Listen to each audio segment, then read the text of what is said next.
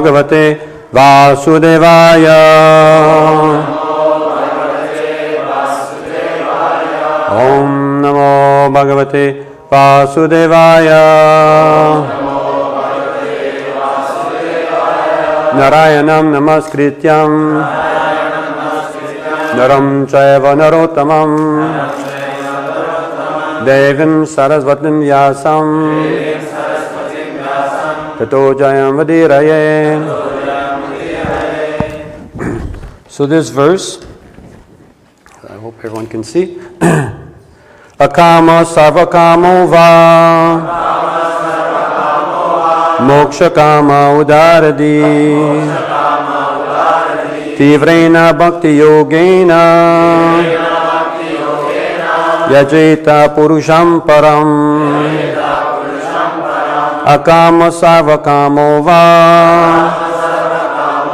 Moksha kama udaradi. Tivrena bhakti yogena. Yajeta purusham param. Akama sarvakamo va. Moksha kama udaradi. Tivrena bhakti yogena. Yajeta purusham param. Someone else, please.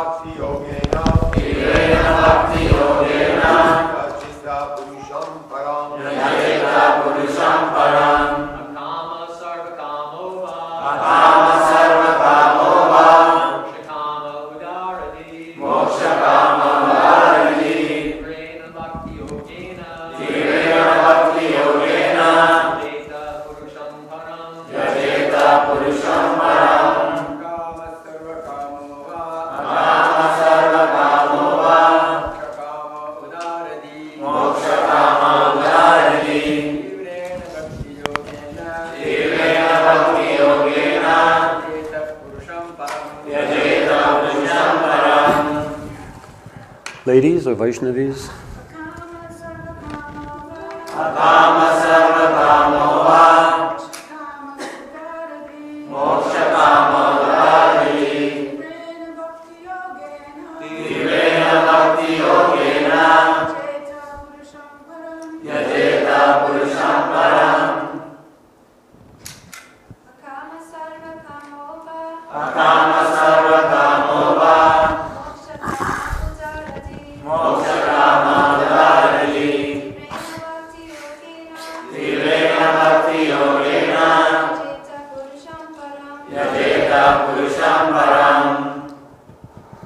Akama, one who has transcended all material desires.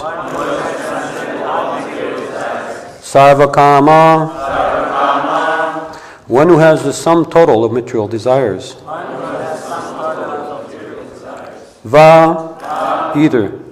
Mokshakama, one who desires liberation. Udaradi, with broader intelligence. Tivrena, with great force. Bhakti yogena, by devotional service to the Lord. Yajeta, should worship. Purusham, the Lord. Param, the supreme whole. Translation and purport by Srila Prabhupada.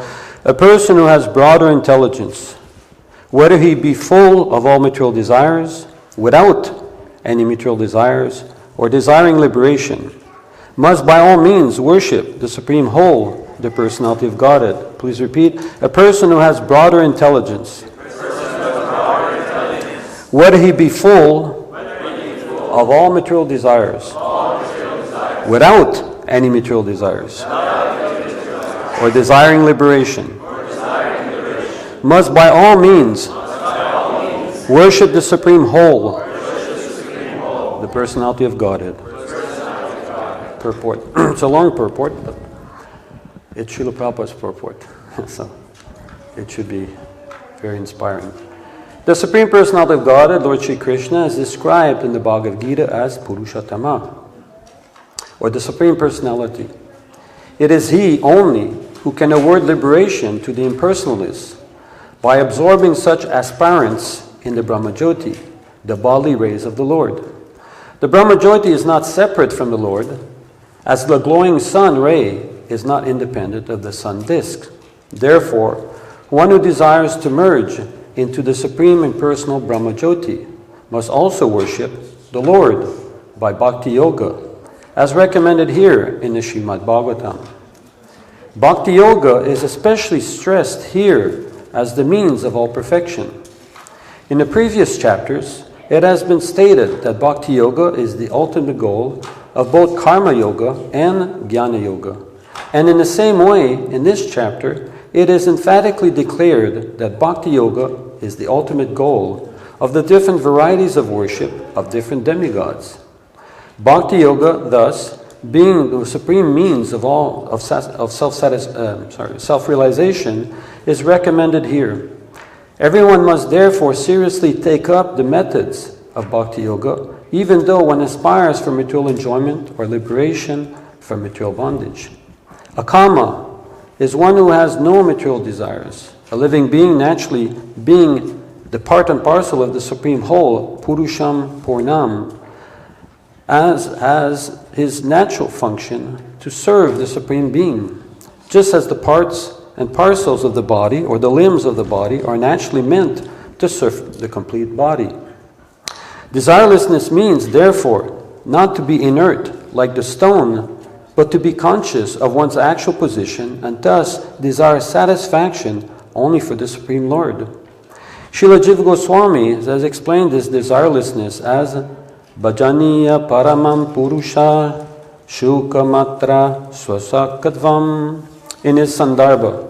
This means that one should feel happiness only by experiencing the happiness of the Supreme Lord. This intuition of the living being is sometimes manifested even during the conditioned stage of the living being in the material world. And such intuition is expressed in the matter of altruism, philanthropy, socialism, communism, etc., by the undeveloped minds of less intelligent persons. In the mundane field, such an outlook of doing good to others in the form of society, community, family, country, or humanity is a partial manifestation of the same original feelings in which a pure living entity feels happiness by the happiness of the Supreme Lord. Such superb feelings were exhibited by the damsels of Brajamumi for the happiness of the Lord. The gopis loved the Lord without any return, and this is the perfect exhibition of the akama spirit. Kama spirit, or the desire for one's own satisfaction, is fully exhibited in the material world, whereas the spirit of akama is fully exhibited in the spiritual world. Thoughts of becoming one with the Lord or being merged in the Brahmajyoti can also be exhibitions of kama spirit if they are desired for one's own personal self. To be free from material miseries. A pure devotee does not want liberation so that he may be relieved from the miseries of life. Even without so-called liberation, a pure devotee is aspirant for the satisfaction of the Lord. Influenced by the Kama spirit, Arjuna declined to fight in Kurukshetra battlefield because he wanted to save his relatives from his own satisfaction. But being a pure devotee, he agreed to fight on the instruction of the Lord because he came to his senses and realized that satisfaction of the Lord at the cost of his own satisfaction was the prime duty. Thus he became a Kama. That is the perfect stage of a perfect living being. Udaradi, be one who has a broader outlook.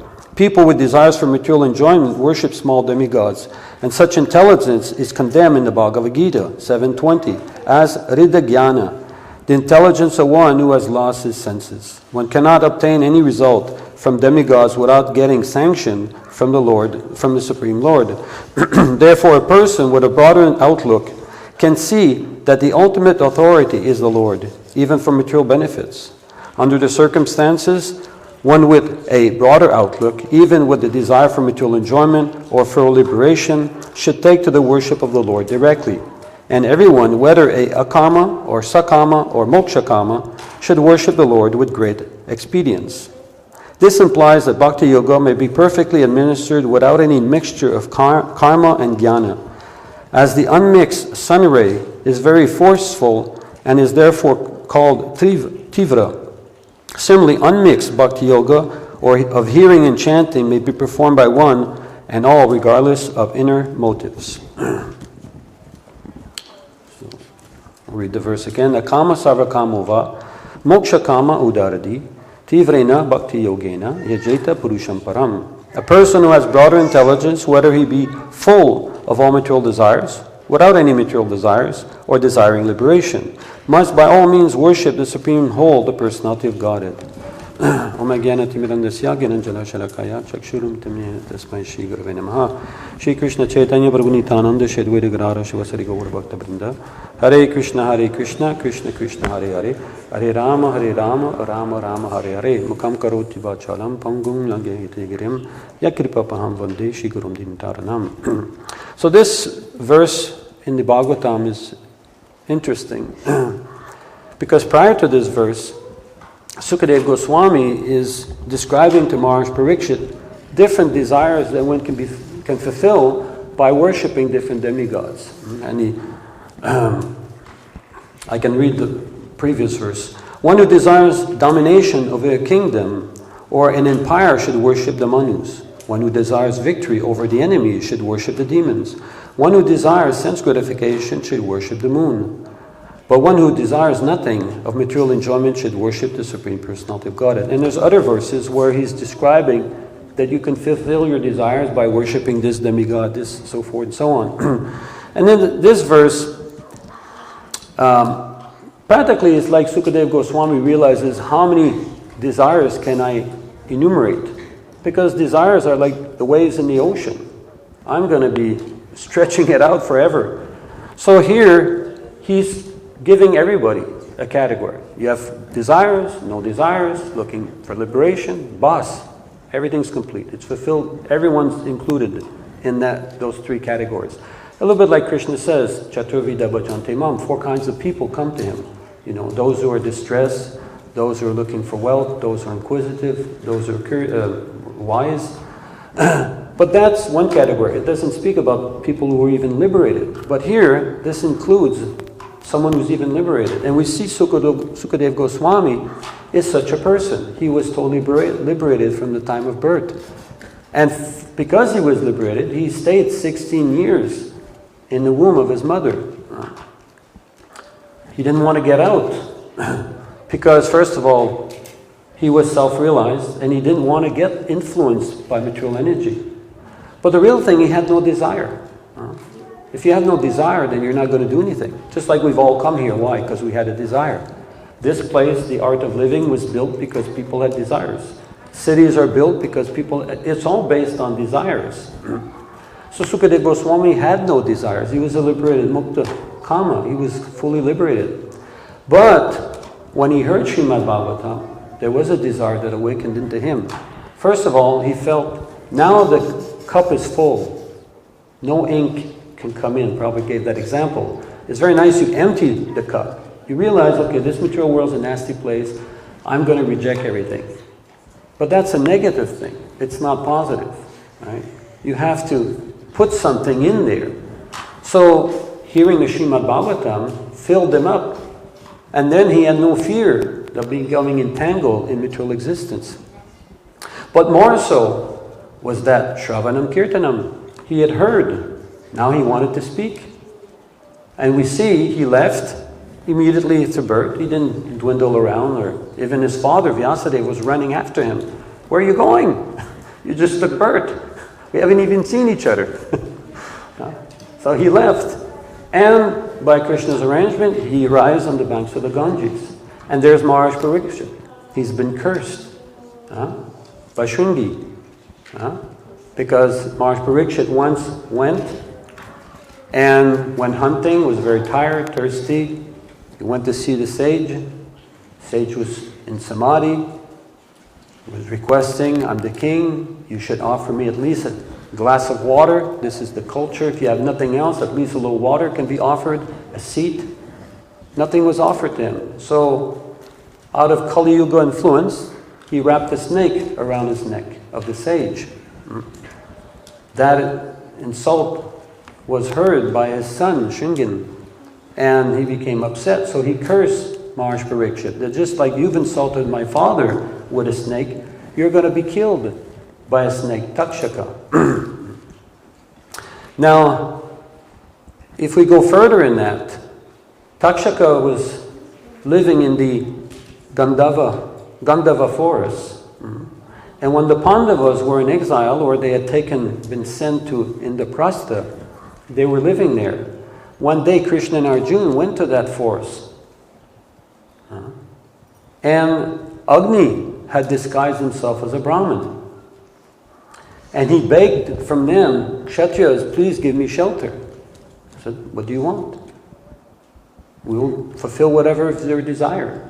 So then he turned into his real form, which was Agni. And he said, I have a very big problem. There's a king who did a puja for 12 years. And he put so much ghee in the fire yajna, he completely extinguished my ability to burn anything. You know, if you put too much, you choke the fire. That's what happened to Agni. He got choked up. So he said, this Gandhava forest has so many herbs that if I can eat those herbs, like herbal tea, so, you know, he wanted to take those herbs to get his fire back going. Sometimes we drink mint tea, you know, to help digestion. So he wanted to drink something. But he's a fire, he's going to burn everything. Within that forest, there was one demon called Maya. And he was a worshipper of Indra. That's why it's called Indraprastha. That place was being protected by Indra. Whenever Agni tried to burn the forest, Indra would shower torrents of rain. Water, you know, fire is no match for water. So he was like, oh man, what's going on here? So he begged Krishna and Arjuna, please, you protect me when I'm burning this forest, you attack Indra. But Arjuna said, no problem. Krishna said, no problem. And Agni said, but you realize this is your father. Indra is your father. He said, I don't have a problem. I don't have a problem. I've given you my promise. Just see the Kshatriya spirit. I've given my word. I'm not coming back on that word. So Agni started burning the forest. And as Maharaj and devotees were reading yesterday, when Indra came to pour water, Arjuna shot so many arrows, he created an umbrella that prevented the water from entering the Gandhava forest. But within that forest, Takshaka was gone, but his wife and son was in there, and they got burnt.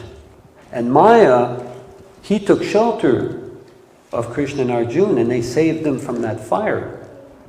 And he's the one who built Indraprastha, where Duryodhana fell in the water thinking that was land. That place was so extraordinary, and there was so many illusions that Duryodhana, when he was invited to come to this place, and he was thinking, oh, let's go see these peasants, what they've done. And he was shocked to see the beauty of this palace that Maya had built for the Pandavas in recognition of him being saved by Krishna and Arjuna. And there were so many illusions. And he thought, oh, this is water, and it was land. And then he walked, he thought this illusion must be land, and he fell in the water. And Draupadi was on the balcony with her friends. She laughed. He was so humiliated. When he came back from that event, he thought he would humiliate the Pandavas, but he was humiliated.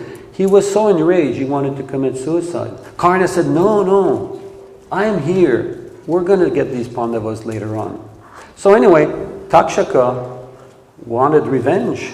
He came back, the forest is gone, his wife and son are burnt. Arjuna and Krishna did that. Okay, I'm going to get him back. Right? So, who's Parikshit? Parikshit is the son of Uttara and Abhimanyu, the grandson of Arjuna. Abhimanyu was already dead. He died on the battle of Kurukshetra. But I'm going to get this, Parikshit. I'm going to get even. I'm going to bite him. So that's what happened. Of course, Maharaj Parikshit is there on the banks of the Ganges. And there are already so many sages that are there. Sukadeva Goswami has not arrived yet. And they've already proposed so many things. So this is another reason that Sukadeva Goswami is describing. That maybe so many things have been presented. Yeah, you can try to fulfill this desire. Because that was Maharaj Parikshit's question. What is the business of everyone, especially if someone is about to die? So it was not just addressing him. It was addressing everybody. So different things were recommended. You do prayashchita, you do this, you do that. And even Sukadeva Goswami, he's telling Maharaj Parikshit, yes, you can do some yajna, some rituals. Nothing wrong, like it's nice to bathe, nice to be clean, sit in a nice place, be peaceful, be happy. Then you can focus on Krishna. So certain things we do, but not to fulfill all these different desires. But if you do have these desires, great, approach Krishna. And it's interesting because this verse kind of ties up the whole Bhagavatam. When we read the Bhagavatam, what do we see? Well, we see these categories of people. Like Dhruva. Dhruva Maharaj was full of desires. He was insulted by his father, Uttanapad, his brother, his stepbrother. Uttama was sitting on his lap. He tried to sit on the lap. Surichi said, no, you cannot sit there. Why? You didn't come from my womb. You came from Suniti's womb. You better go back there and in your next life be fortunate and take birth in my womb. As a Kshatriya, he was enraged. What is this? He ran to his mother. What's going on? Can't even sit in my lap of my father. What can I do? She's prettier, she's younger, she's more attractive. Your father loves her more than me. Well, what am I going to do? Nothing much. We have to depend on Krishna. Well, where's that Krishna? Where can I find him? I don't know. The sages usually go to the forest. I'm going to go there. So he left, but full of desire. He was so enraged, he wanted the kingdom better than Brahma. Imagine what he wanted. Not some small thing. And he was trying his best. Narada Muni, as usual, poked his nose there. He's always at the right place at the right time. And he told, what are you doing? You're in this huge forest. Now this forest, of course, in India, we have to realize, it's not a little forest like here. There's a few mosquitoes might bite you if you walk in it. There's scorpions, there's tigers, there's all sorts of... I remember being in Vrindavan, I saw this centipede. It was this big. It was candy-coated. It was yellow, but bright, bright yellow. And the head was bright red. I was thinking, man, you get stung by that, you're finished, So there's a lot of weird things. In Jaipur, I was visiting in Jaipur, and we were staying in a room, and Sarda came back and told me, the room on your pack sack, there's a thing this long with about 1,000 legs, And where did it come from? I didn't know. I had to take a stick and dump it outside, hope not to get bitten. So it was a dangerous place for a 5-year-old kid to be there. Plus, he's a king. He's supposed to be enjoying opulence, not performing tapasya. He's not a brahmachari. He's supposed to be enjoying luxury and pleasure, So he was trying to tell this to Dhruva Maharaj. Dhruva Maharaj said, I'm not interested. If you can give me something that I can, take, that's great. If not, politely told him to get lost. So Narada Muni said, okay, he's a sincere person. So I'll give him the Om Namo Bhagavate Vasudeva mantra. But here, by reading the Bhagavatam, you see a person who had so much desire, but he took shelter of Krishna. And then we see other personalities like Ajamil, who was a Brahmin, in a very pious family and so forth. But he became victimized by some prostitute, became enamored, made arrangements to be with her, spent his whole life. But because somehow Vedic culture, somehow he named one of his sons, the youngest one, Narayan. And after living for many, many years, he was about to die. And out of emotional attachment, he called out Narayan, his young son, with no intention of thinking of Krishna. But because he had chanted the names of Narayan, the Vishnu-dutas came. But the Yamadutas were already there, yanking him out. The Vishnu-dutas came and said, hey, wait a minute. It's like, in the States you have the local police and then the FBI shows in, okay kids, move on. We're taking the case here, So it was something like that. And they were like surprised, what is this? What's going on? Who are you guys? So they ran to Yamaraj, and this is the first time we've been stopped. This is a very sinful person. So Yamaraj had to explain, no, I'm not the supreme. You guys think I am, but there's someone superior to me. So the Bhagavatam is full of encouragement to us. When you read that, you read all sorts of personalities, different desires, different liberated or not, who took shelter of Krishna. And they had wonderful transformation, wonderful things. This verse also is the mood of Chaitanya Mahaprabhu, in which everyone should come. It describes how Lord Nityananda, he opened the floodgates. Everyone was to drown in that ocean. Few floated. There's always exceptions to every rule. But most were all meant to flood, to drown in this nectar of devotion. And that's why we go on Harinam, that's why we go on Sankirtan. We try to bring everyone, and we don't discriminate who's qualified, who's not qualified. Just come. But coming is one thing. Staying is a different thing. Prabhupada said anyone can come. We don't take prasadam, eat. You waddle like a duck. Take as much as you full satisfaction, up to the brim, you know. But if you're going to stay, then other things have to be done. Like when Kunti says, that, you know, if you have attachment, if you're trying to fulfill your bodily beauty, you know, opulence, you know, fame, these things will be impediments to your devotion. You won't be able to take to devotional service seriously, because as soon as that desire is fulfilled, there won't be a need to worship Krishna anymore. So the devotee, he has desires. We're not pure devotees. We've come to Krishna consciousness. But what are we trying to do? It's like when you have a computer, sometimes the memory is full, and you have to format that memory to, you know, pack things up so you make more room, or you delete things. Deleting is probably best, but sometimes you can't. So it's just like if I've lost my keys, and I've done that in the past. A few Paramahamsa can be witness to that. I went to Russell a couple of years ago, and I thought I'd locked my keys in the car. And the car was locked, and I was thinking, how do I get in the car? So the whole time I was in anxiety, I had to leave. So finally we slept there overnight again. Next day, called CAA. They came, or opened the door and realized the keys weren't there. They were in the house somewhere. But all that time, my consciousness was absorbed in those keys. So when I found the keys, then I had relief. I could put them there, they're there, then I can think of something else. So our process of Krishna consciousness is that figure out what you need. You know, you need to get married, get married. You have a wife, fine.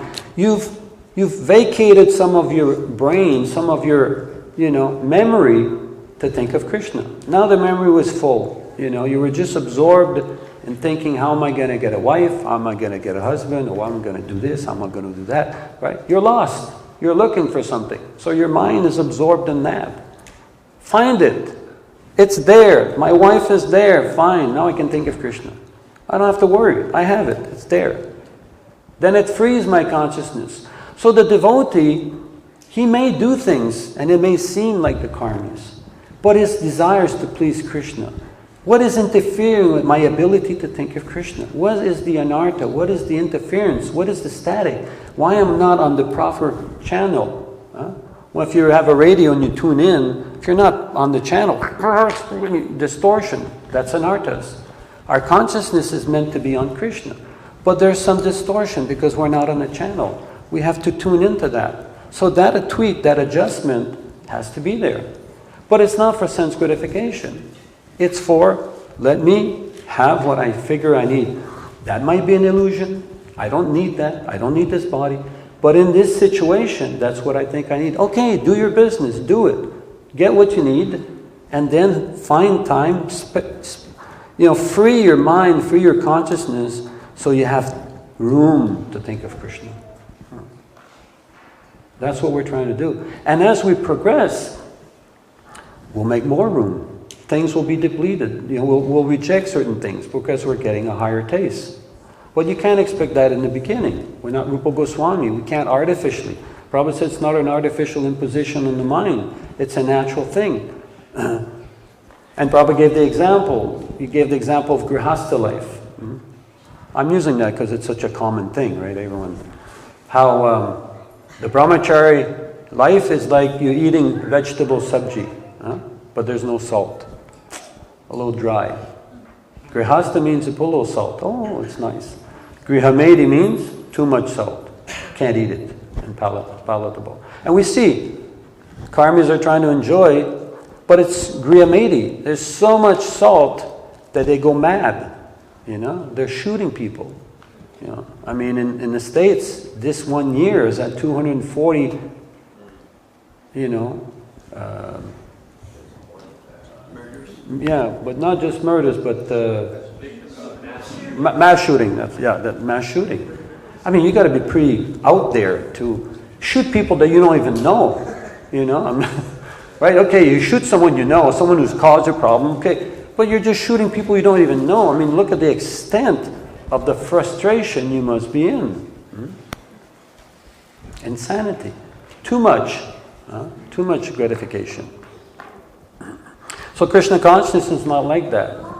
I give the example that sometimes if there's a fire, and it's a small fire, house fire, you call the fire department and they come and extinguish the fire. That's like the brahmachari. He may have a few desires, but he's doing his sadhana. It's a small fire, he can extinguish that fire. But it's a forest fire. That's a different thing. You can't just go with a little fire truck and think you're going to extinguish that. So often what do? They build a second fire. You have a fire that started from the north, it's burning down south. You light a fire in the south and you direct it towards the north. What happens? Both fires meet. There's no more combustible material around. There's nowhere for the fire to go. It just extinguishes itself. But it's a dangerous act because you have two fires now. If you don't control it, you've made a mess. That's why it's Grihastha Ashram. There's a guidance, there's a protection from the guidance of the Guru in the scriptures. It's not a mad fire, it's not a crazy, there's dampers. Like you have a fireplace in your house, there has to be dampers to dampen that fire, otherwise you'll burn the whole house down. So that's Grihastha living. Or any kind of thing we do. There has to be, we have to know what's the intent, what am I trying to accomplish here? Prabhupada gave the example of Gajendra. He was, and we can read that, he was in the water, he was not in his element, even though he was much stronger as an elephant. But he couldn't defeat the crocodile, because the crocodile was in his element. He was feeling, I'm in my element, so he had full vitality. So we have to choose, whatever our situation. So here, this particular verse is like that. A kama, you have desires, that's not the problem. But how you're going to deal with that so that you can become Krishna conscious. And Krishna consciousness, we may have so many techniques, but the real thing is we have to value Krishna consciousness. We have to realize what Krishna consciousness is giving, what it's making in our life, what it's doing for us. Just like this child. I give him $100. Right? It's a brown bill. Not very interesting for him. You can easily trade it for anything. Give him a little toy, give him a little colored outer piece of paper, he'll give it to you. Because he doesn't know the value of what $100 is. We know the value. If I give you $100, put it in your pocket, think this guy's crazy, just gave me $100. Right? We know the value. So that's what Krishna consciousness is to learn what is the value of it. And when you value something, you cherish it, you protect it, you invest in it, you do whatever is required to keep it.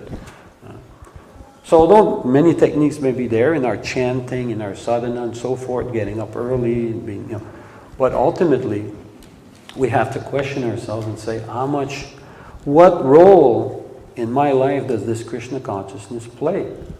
And to what extent I want that role to be played. I'm the architect of my destiny. So I have to see, what am I trying to design here? What am I trying to accomplish? And I may not be able to do it immediately. So I may have long-term goals. But I'm trying to reach something. What is that reach? That my consciousness has been completely, everything's been removed from my memory, like the hard drive, and you only have Krishna there. That's all that's left. There's only room for Krishna. But it may take time. But the whole Bhagavatam is encouraging us that all these people, they had problems, they had things, Ajamil, Dhruva Maharaj, this one, that one, but they took shelter of Krishna, and it turned out successful. And Krishna says there's no loss or diminution on this path. Even a little advancement. There's never. So wherever we are, at every stage, we'll never lose that. Unless we purposely want. If we want to forget Krishna again, but that would be quite foolish. That's the prayer of the devotee, that Krishna, I was very foolish. I was rascal, fool number one. I've forgotten you, but this life and beyond, I never want to do that again. So please protect me from myself, because I'm such an idiot. I may desire that again, but do what you have to. Knock me on the head. Do what and that's why Kunti says, may these calamities happen again and again. If that's what's required, if that's what I need to suffer, so I take shelter of you, may that happen. Whatever it's going to take for me to become Krishna conscious. Therefore, devotee doesn't care if he goes to hell. The Mukunda, he told Lord Chaitanya that I'm prepared to take the karma of everybody. Not just this planet, but the whole universe. Let them all go back to Godhead and I'll just stay here. Of course, we can't imitate that, but just see the state of consciousness. That he doesn't mind. He's ready to do that service for Krishna. To liberate, because that's what Krishna desires, that we all go back to the spiritual world. So he's prepared to take that on. So this is our business, that we have to become Krishna conscious, and somehow, by our actions, by our consciousness, by our words, we have to help and encourage people to become Krishna conscious. And if we're convinced of our product, then we'll be able to sell that product. We don't need to compromise, we don't need to diminish. Krishna says, Kunti says, Krishna is very easily approachable. It's very easy. Anyone can approach Krishna. I'm the proof of that. We're all the proof of that. What was our qualification? Prabhupada didn't say, okay, you have to go to university for so many years, get a degree, then, work at some place and get so much experience and then come back to me. He said, no, just come and serve. And Shrutakirti was giving some nice pastime. Devotees that left, they came, Prabhupada said, oh, so you'll cook for me? He didn't say, what have you done, where you've been, how much nonsense you've done, you did this. No, can you cook for me? So Krishna consciousness is like that. Because ahitikya pratiyata, there's no material impediment. So whatever we've done, that's not really taken into consideration. The real acknowledgement is what have we done for Krishna? The rest it's something to be erased, something to forget. And we may remember it as something that, wow, that was bad. It's not something I want to repeat. It's not something that helped me in my Krishna consciousness. So now let me learn from that mistake and move on to something else. Not dwell on it and lament about it. Maybe a little bit lamenting, regret. But we have to do something positive about it. Just to regret or to lament or to think, I'm so fallen I can't take to devotional service. I can't chant Hare Krishna because I'm too fallen. But that's the means. The means justifies the end. In other words, you have a difficulty chanting Hare Krishna, you chant Hare Krishna and it will make you chant Hare Krishna. You'll become perfect by doing it. So I thought this was a very interesting verse in relation to the whole Bhagavatam. We stop at 9, is that? Yeah. So I'll stop here, and I hope many of you or some of you have questions. Yes. Questions are nice because sometimes you talk to everybody, you don't know if you've reached people. When someone asks a question, it's very specific, and then you get the occasion to answer someone's specific question, to really connect, this is very important. Well, No, okay, I'll try yeah, to speak up. I'll repeat it. We hear that one should not worship demigods, because demigods just give what one asks, and whereas we should approach Krishna, because Krishna knows what's better for us and will do us. So I have a question in regards to earning Lakshmi, for example. So we don't approach Lakshmi Devi to give us Lakshmi in the form of money, but we still go to work. We still know that, okay, I need to somehow get Lakshmi. So I don't approach Lakshmi Devi. You have to go to work to get Lakshmi, and you may or may not ask Krishna. So The question could be, what is the difference between worshipping a demigod and just doing it ourselves? In the example, for example, with Lakshmi. Well, the difference is that by worshipping the demigods, that person, yes, will favor you, but what are you asking? Please entangle me more in material energy. When you work, there's a struggle, and therefore with that struggle, that tapasya, you start asking, why am I doing this? Why am I struggling so much? Worshipping the demigod is like hoping to win the lottery. You know, you do a little worship and you're going to get so much money. There's no effort. You know, there's a respect, acknowledgement, but there's no work. When you go to work, you're sweating it out. You're in an environment where you're not maybe enjoying it, and you're thinking, what am I doing this for? So maybe I should diminish my desires, and then I won't be an economic slave. Before, the slaves were chained with balls, metal balls and chains. Now they're changed by consciousness because they have desires. They have to work 40 hours a week, and therefore they become slaves of the economy. But that's because they have so many desires to fulfill. And modern society means what? I'll give you so many things for you to fulfill so I can exploit you and make you work like a slave. But what are you trading? You're trading time for money. Time, you can never get it back. While money, it's temporary. So if you look at these things, you think, this is kind of foolish. So I should simplify my life so I don't have to work so much. So by working, you get something. Just like if you work really good, you get promoted. People who get promoted is because they're doing a good job. People who are late, don't do anything, they're the first guys who get fired. Right? So when you work honestly, you get realization. Okay. Grihastha life is like that. You haven't learned a lesson, you go through it, you realize, wow, I got these nice kids, they're great, but now I got the grandkids, and so after a while you realize, I kind of want to get out of all this. I've done it, been there, so it's great now, but now I want to move on with my life and do something else. But if you don't do it, it remains just like a fantasy, an illusion. You just see a pretty face or a handsome guy, you think, wow, that would be great. You don't know the implication. And that's why we have a lot of grihasthas getting divorced, because they don't realize what the implication is. I often recommend that if you're going to get married, go live with a grihastha couple. Find a grihastha couple that you admire, go live with them for a month. See that illusion of beauty in Hollywood is not there. There's a reality, Then you'll be able to better see, what am I looking in the person that I want to live with? Yes? Her, and then Gokul, and then Goro.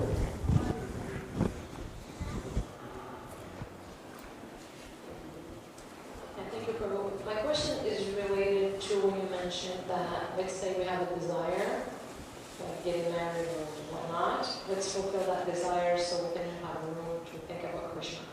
So if, in my opinion, my humble opinion, if we do that, our life can become just like a sequence of fulfilling desires to make room for Krishna. So and we see that like on a daily basis, if you get absorbed in fulfilling desires, so your chanting becomes like the lowest priority on the list. So where is the fine line between prioritizing Krishna and fulfilling desires so we can make room for Krishna?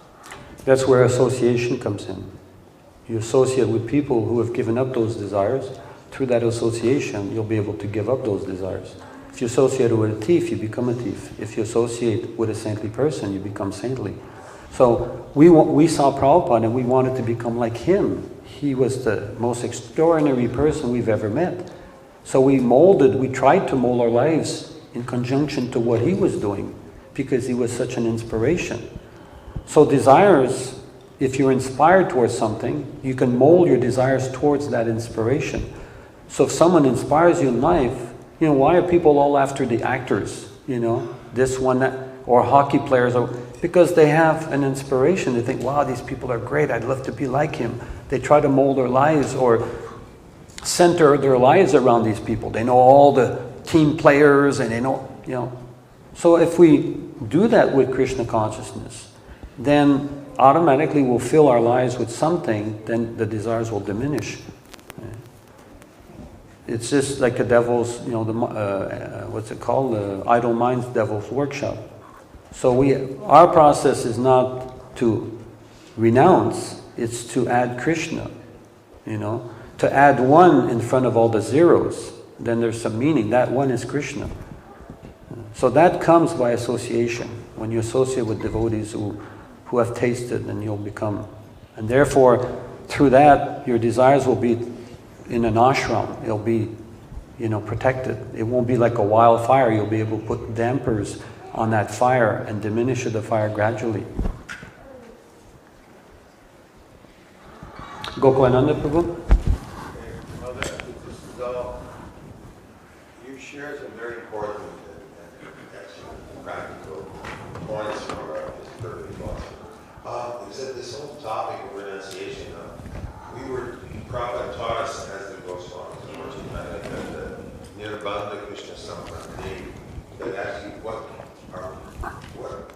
can we really renounce? Everything already comes from Krishna, everything belongs to Krishna, so we should just give it all back to Krishna. And that's the art of bhakti, using everything we have, everything around us.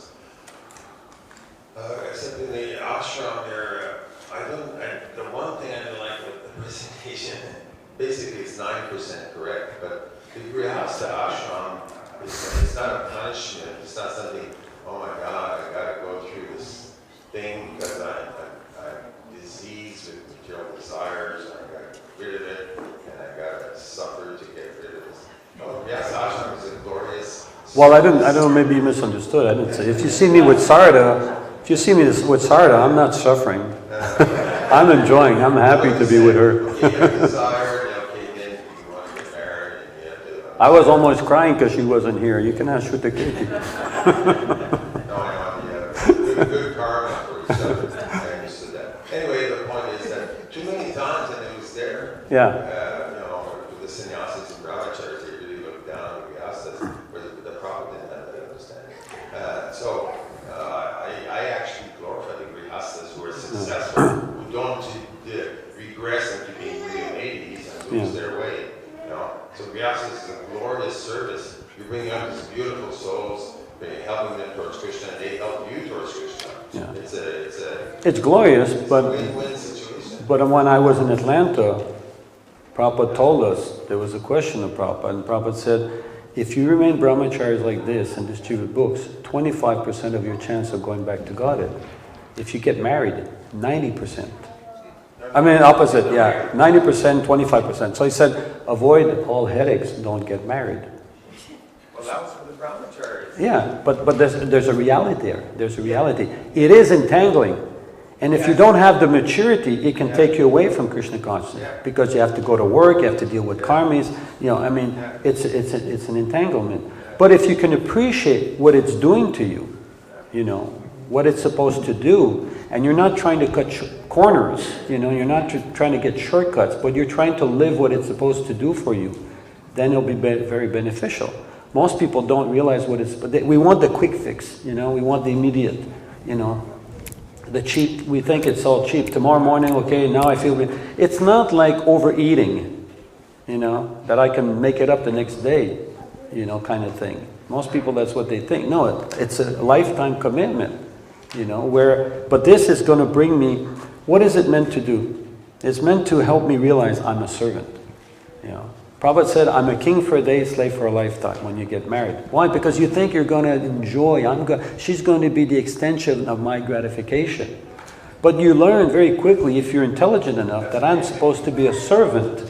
And if I can serve this wife, these children, then I can learn to serve the whole world. Then I can become a sannyasi. Sannyasi means one who's prepared to serve everyone. He has no more desires to be fulfilled himself. But that's the training in grihastha life, where you change that, you have that opportunity to change that mentality, to realize that I'm actually a servant, you see.